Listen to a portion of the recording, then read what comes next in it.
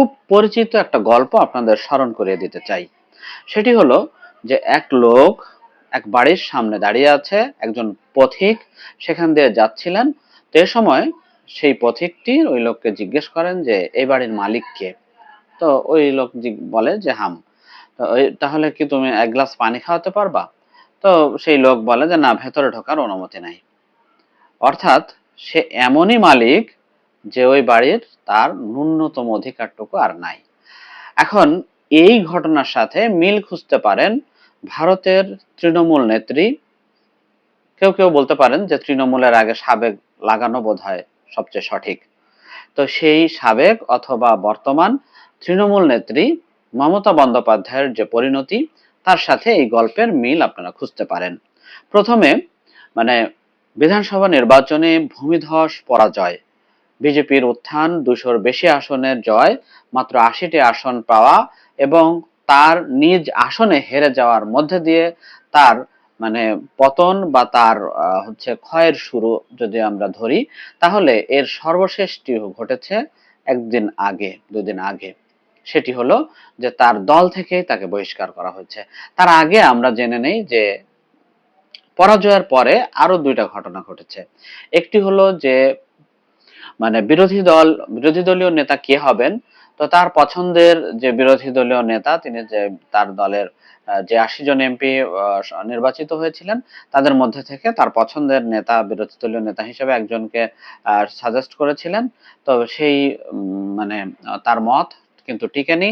ঋতব্রত বন্দ্যোপাধ্যায় বিদ্রোহী হয়ে তার যে সমস্ত এমপি মমতার বিরোধী পক্ষে যোগ দিতে চায়, তাদেরকে নিয়ে একটা একজোট হয়ে নতুন করে স্পিকারের কাছে চিঠি দেন এবং স্পিকার সেইটি অনুমোদন দিয়েছে। ফলে ঋতব্রত হয়েছেন বিরোধী দলীয় নেতা, যিনি মূলত মমতা বন্দ্যোপাধ্যায়ের বিরোধী শিবিরেরই নেতা, দলের মধ্যে আরেক দল। তবে তার সাথে আছেন 60 জন সদস্য। ফলে মমতা বন্দ্যোপাধ্যায় এখানে রীতিমতো একা হয়ে গিয়েছেন। তো এর বাইরে যে কলকাতায় তিনি যে বিক্ষোভের ডাক দিয়েছিলেন, তো সেখানেও যে অবশিষ্ট 20 জন এমপি, তাদের মধ্যে মাত্র 6 জন যোগ দিয়েছিলেন।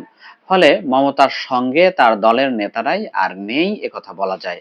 তো এর বাইরে লোকসভায় তাদের যে প্রতিনিধিত্ব ছিল তৃণমূলের, তো সেখানেও কিন্তু একঘরে হয়ে গিয়েছেন মমতা। অর্থাৎ তারাও কিন্তু তৃণমূল থেকে বেরিয়ে গিয়ে বিরোধীদের সঙ্গে যোগ দিয়েছেন। অর্থাৎ মমতা বন্দ্যোপাধ্যায়ের সাথে হাতে গোনা কয়েকজন নেতা ব্যতীত আর কেউ নেই। তো এমত অবস্থায় মমতা বন্দ্যোপাধ্যায় তার দলকে টেকাতে এবং পুনর্গঠন প্রক্রিয়ার অংশ হিসেবে দলের সকল কমিটি ভেঙে দিয়েছিলেন। তো সেই কমিটি তিনি বলেছিলেন যে এই যাচাই বাছাই করে দলের প্রতি নিবেদিত প্রাণ এরকম কর্মীদেরকে নিয়ে নতুন করে কমিটিগুলো গঠন করা হবে। তো তার এই ঘোষণার আগেই কিন্তু নতুন করে একটা নাটকীয় অবস্থা আমরা দেখতে পেলাম দুদিন আগে, যে মমতা বন্দ্যোপাধ্যায় ও অভিষেক বন্দ্যোপাধ্যায়কে বাদ দিয়েই মমতার বিরোধী যেই রাজনৈতিক নেতারা ছিলেন তৃণমূলের, অর্থাৎ এই ঋতব্রতর নেতৃত্বে বা ঋতব্রতর সহকর্মী যারা, তো তাদেরকে নিয়ে তারা একটা কমিটি গঠন করেছেন এবং সেখানে মমতা বন্দ্যোপাধ্যায়কে কিন্তু বাদ দেওয়া হয়েছে সর্বভারতীয় যে তৃণমূলের সাধারণ সম্পাদক অভিষেক বন্দ্যোপাধ্যায়, তাকেও। মমতার পক্ষে বা মমতার যারা সমর্থক যে সমস্ত নেতা, তাদেরকে কিন্তু এই নতুন কমিটিতে রাখা হয় নাই। তো এই গত এই 2 দিন আগে যে ঘোষণাটা দেয়া হয়, সে দেওয়ার আগে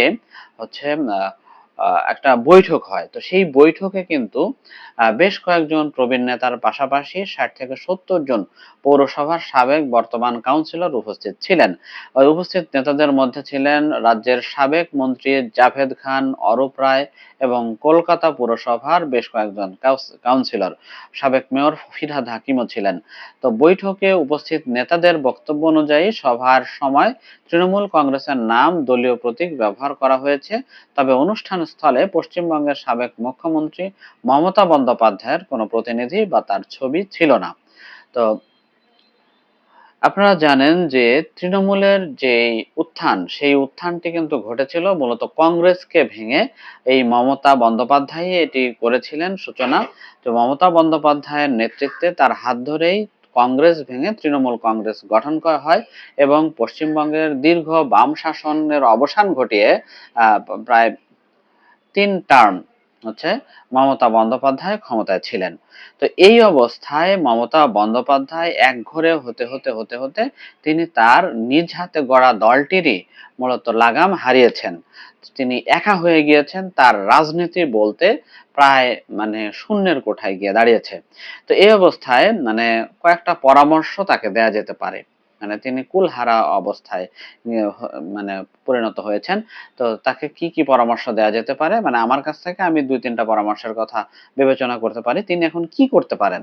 1 নম্বরে তিনি করতে পারেন যে তিনি কংগ্রেসে ফিরে যেতে পারেন, অর্থাৎ তার যে পুরনো ঘর সেখানে তিনি ফিরে গিয়ে নতুন করে পুনর্গঠন প্রক্রিয়ায় প্রচেষ্টা চালাতে পারেন।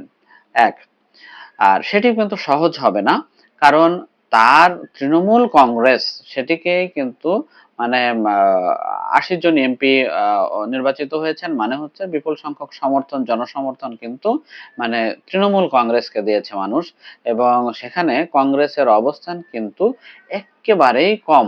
মানে কম বলতে এমনই কম যে একটা আসন বা 2টা আসনের বেশি জেতার মতো অবস্থা বর্তমান সিচুয়েশনে নেই।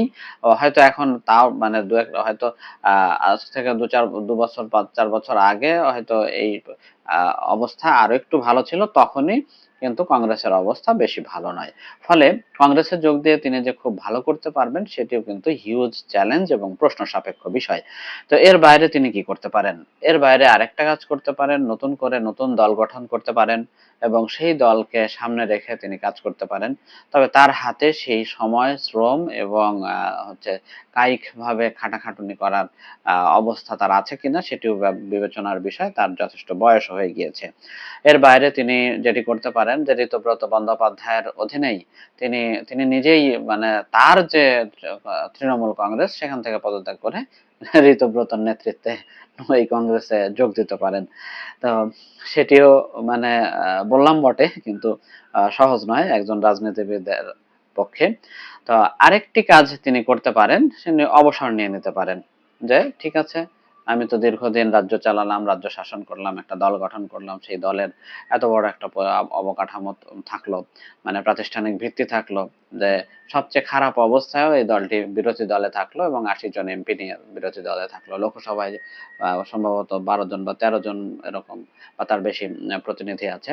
তো এটা নিয়ে তিনি একটা মানে অবসর যাপনে চলে যেতে পারেন। আর তিনি কি করতে পারেন এরকম একটা পরামর্শ, এর বাইরে আরো কিছু যদি আপনারা ভেবে থাকেন তাহলে লিখুন কমেন্ট বক্সে।